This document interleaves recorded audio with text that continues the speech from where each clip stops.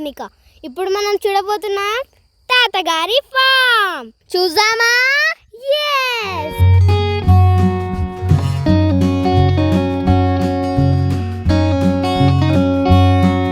First దేంతో start చేద్దాం? చిక్కుడుకాయతోని. అసిక చూద్దాం. ఇదే మన చిక్కుడు ఫామ్. ఎలా ఉంది? ఒరిజినల్ గా గ్రో చేశారు కదా, ఇలా బానే ఉంటదిలే. ఈ ఖాళీ ప్లేస్ ఏంటిది అనుకుంటున్నారు కదా, జస్ట్ ఇక్కడ పాలకూర పెడతారంట, అందుకే పాలకూర కోసం అంట చేశారు. క్లియర్ చేపించారు మంచిగా. బుల్లెట్ కార్డ్స్తో కూడా చేయొచ్చు, కానీ మా దగ్గర బుల్స్ లేవు కాబట్టి ట్రాక్టర్తో చేపించాం. Okay, let's continue. ఇప్పుడు మనం చూడబోతున్నాం కొత్తిమీర చూసేద్దాం. పదండి మరి.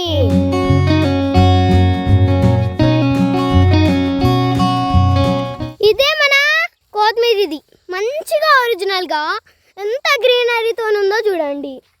చాలా మంచిది హెల్త్ కూడా.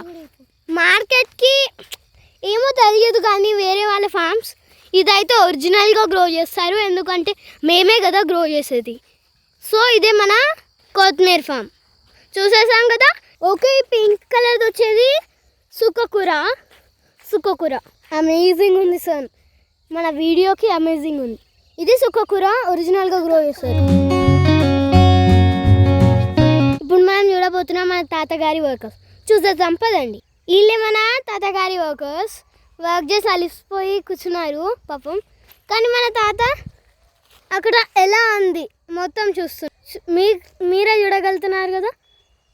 మన చెల్లి ఎప్పుడు అలానే చేస్తుంటారు. ఇది చూపించడం మర్చిపోయా, ఇదే మన బెండకాయ ఫామ్ని అయితే చేస్తారు.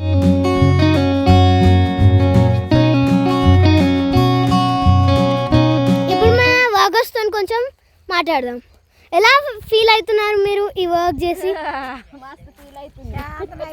చెప్తున్నారు, రియాక్షన్ చెప్పండి. మా బాలరెడ్డి పటేల్ మంచోడు, మాకు వారం డబ్బులు ఇస్తాడు. మాకు ఇక్కడ వర్క్ చేసినందుకు చాలా చాలా హ్యాపీగా ఉంది. ఓకే, హ్యాపీగా ఫీల్ అవుతుండ్రు అన్నట్టు. హ్యాపీగా ఫీల్ అవుతున్నాం. Thank you for giving it. Thank you